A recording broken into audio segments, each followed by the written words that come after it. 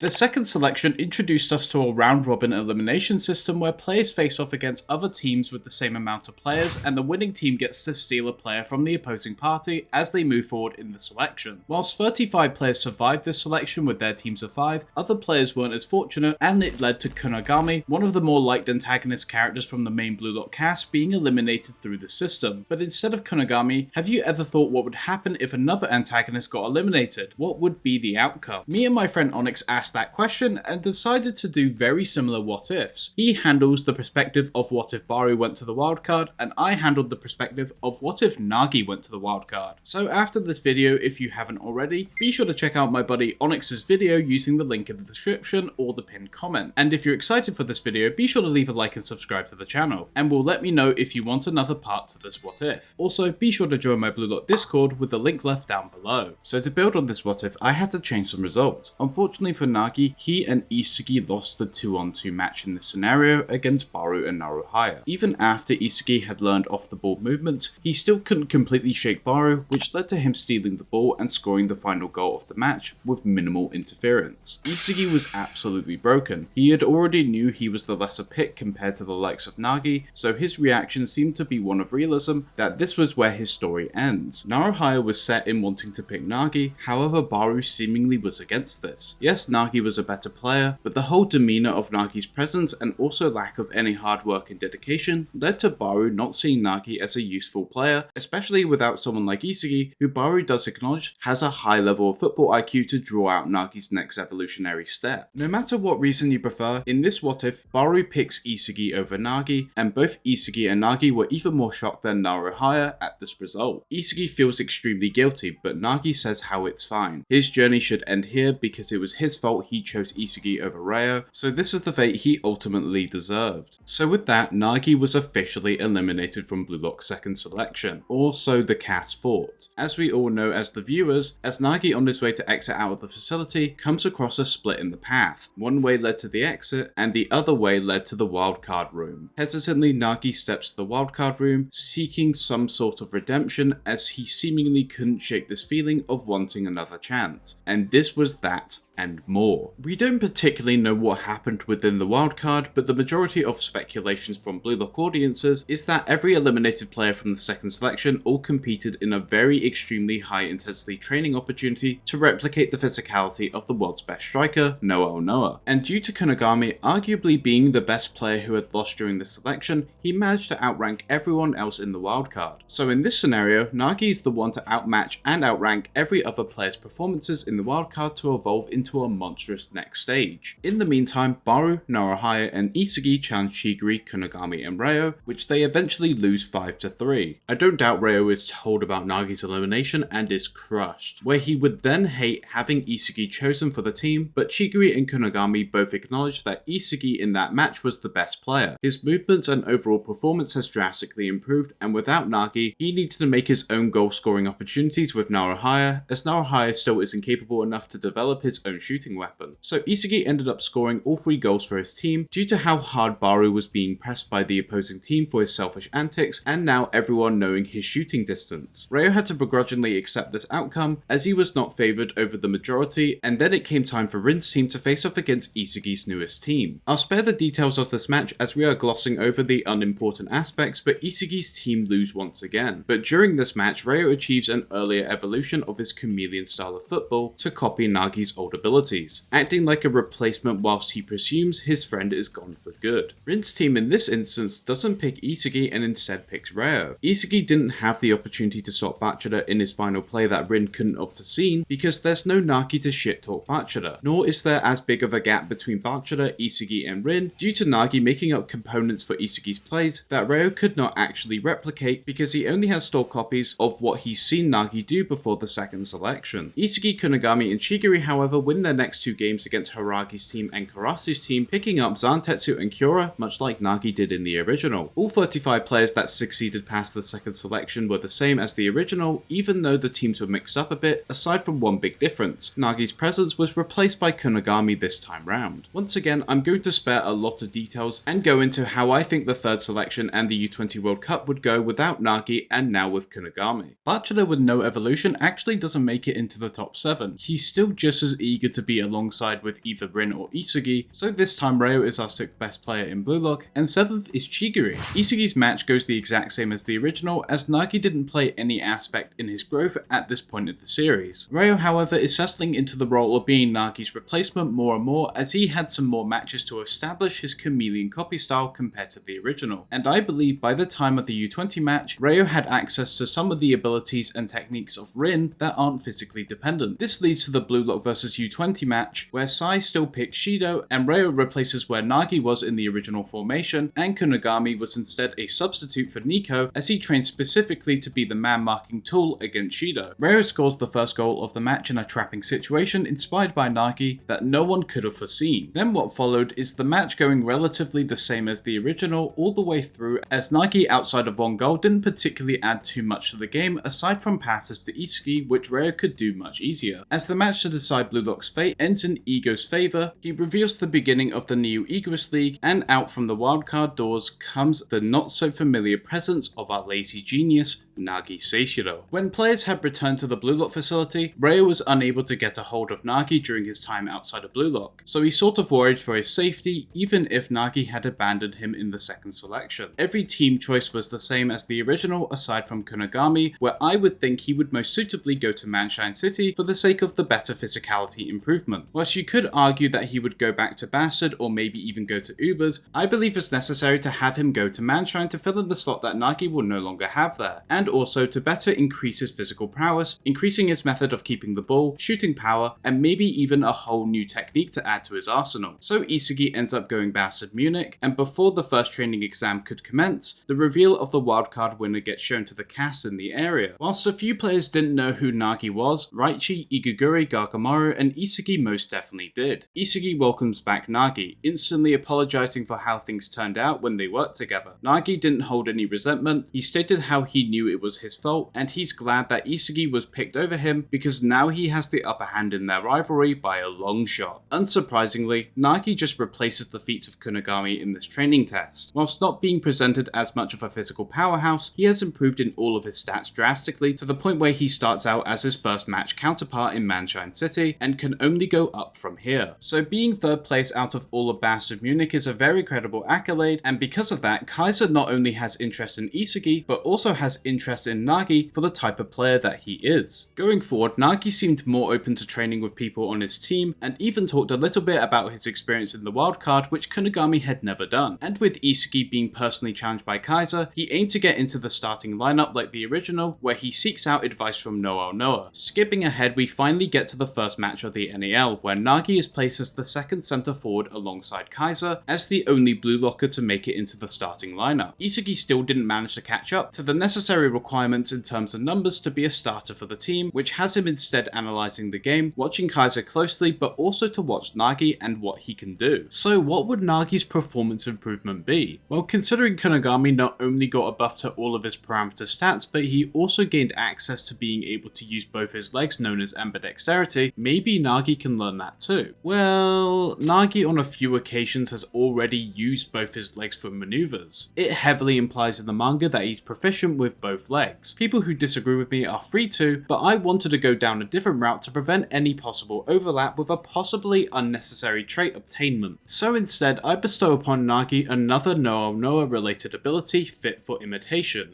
machine dribbling. The brief descriptor of machine dribbling requires superior physicality. We can assume Nagi has since obtained this from the intense training in the wildcard, and the other requirements are a non-issue as he already has a stable core and balanced physique thanks to his primary weapon of trapping. Machine dribbling is a technique in which users utter speed and power with no room for error, as if a machine was guiding the user, and considering Nagi's lack of innovation being a main problem during the NEL, where he actively needed to have football start with him to create his own plays, rather than just his own way to trap and shoot, machine dribbling fits perfectly with his less thoughtful approaches, and basically allows him to go on autopilot delivering offense. So when the match starts off, Nagi starts heading forward as the U20 Bastard Munich players pass between them, looking to in the end make Nagi as part of their structure for Kaiser's benefit. But when Birkenstock passes to Nagi to link up with Kaiser, Nagi took the ball mid-air, breathing a new life to the ball's movement and choosing not to pass to Kaiser, and instead the ball falls further upfield between him and the goalie, almost immediately extending with his new dribbling weapon to shoot and score the first first goal of the game with his own made volley. I believe Nagi in this instance is more able to deal with the marking pressure of Bacha players to score compared to the likes of Kunigami. Whilst Kunigami undoubtedly has more power in his shooting, his shot path is likely more predictable and also less refined due to his first shot being with his right foot, which unless you're naturally ambidextrous will always be weaker than your dominant leg. Ness had the nerve to completely disregard the fact that Nagi scored and instead acknowledged that he did not pass to an open Kaiser. Nagi didn't really pay much mind to the lapdog, ignorantly asking what's his deal. The restart of course goes to Bacha, where Bacha is ready to show off all of his newly acquired techniques and eventually matches up with Nagi one-on-one. Nagi acknowledges the change that Bacha has had since the second selection, now not needing as heavily to align himself with Isagi, and Bacha states how he had to grow a lot in order to overcome that insecurity, which basically sets Bacha back on the right track as he was in the original. Nagi doesn't particularly have the patience nor the necessary skills to outmaneuver Bacha in a one-on-one, and this of course leads to the same Bacha goal as we saw in the main story. Skipping ahead a bit more, we see Kaiser score with his movements that represent Isagi's idealized approach in position and skill, once again being caught off guard by the Kaiser impact. Isagi even more so is acknowledging the drastic gap in current skill level compared to both Kaiser and Nagi and himself, both of them scoring efficient and impressive goals, which of course explains why they are starters for the team. After 3 total goals scored, the star exchange then begins. Nagi isn't necessary to sub off since he has provided a reason to stay due to his goal, so instead Gesner comes off and in replacement is Isagi due to contractual obligations and fanfare, and Ali comes off in replacement of Noah. And furthermore, Noah sees no need to change the formation to accommodate him as a striker because his 2 centre forwards seem perfectly capable. Then after the restart, the matchup between the masters, Noah and Livigno, begins, where Isagi almost makes the same mistake again of approaching too prematurely, but Nagi holds Isagi back from approaching this time. Nagi identified this as a matchup where interruption can unintentionally give the opposing master an upper hand considering the skill gap between them and every other player on the pitch. Isagi recognizes what Nagi is identifying and thanks him for his help, but for Isagi it was a slight jab to show that Nagi is now weirdly more aware of the situation than he was. Even if he couldn't read Nagi's feelings, he can't help but feel that there's some sort of pent up grudge he is holding on to. The masters can't seem to settle their dispute, so Bacha and Otoya interject. Livigno saw no other way out unfortunately, so he needed to give up the ball, but outwits Noah enough to make him think that he would pass to Bacha, but instead gave the ball to Otoya, who managed to score a goal for himself in the process of the confusion. The game is now at 2-2. The masters still had some time left on the pitch, and Isagi needed to implement himself into the game somehow. Maybe he could work with Nagi, but he needed to obtain the ball first. Noah, since he's not on the front lines, uses his machine dribbling to carry himself to a better spot to pass to Kaiser, who then passes to Ness. And when Ness eventually makes a pass back to Kaiser in a predictable manner, Isagi intercepts. But when Isagi had almost no chance of pushing through on his own to be in a better spot to score, he passed over to Nagi, hoping for his assistance. Nagi during the second selection needed Isagi to pull his weight, and here they were once again, where Isagi wanted to pull his weight and Nagi needs to trust that he will.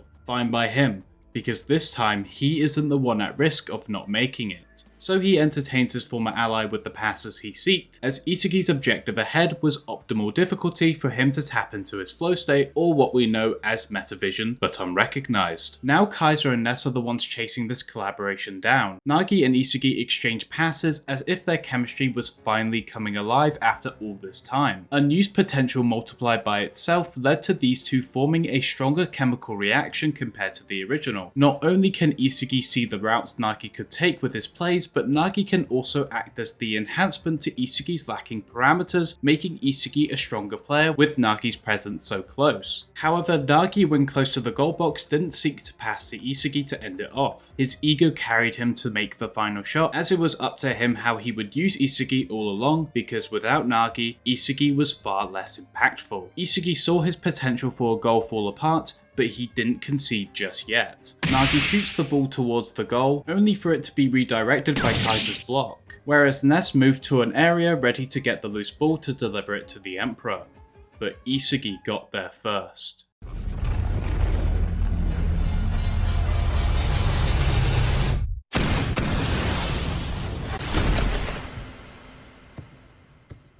Isagi scores with his direct shot from an unintentional Kaiser assist from his deflection, ending the game at 3-2 for Bastard Munich. Kaiser was amused, and actually mocked Nagi and Isagi, primarily Isagi as he once again only was able to score via luck. But that should hardly matter because to Isagi, he managed to establish himself as an asset for the team's starting lineup with that goal, and weirdly enough he foresaw that deflection coming, but he could not explain why. So with the end of that game came the reveal of the first bids, and this is where we shall end off part 1 of this new What If series. If you want to see the reveal of the bids following this game, alongside how an Isagi and Nagi will manage against Manshine City, be sure to leave a like and subscribe to get part 2 of this series much sooner. And as a reminder, please check out my friend Onyx's video on what if Burū was in the wildcard for a bit different of a scenario. Thank you guys so much for watching this video, and until next time, peace.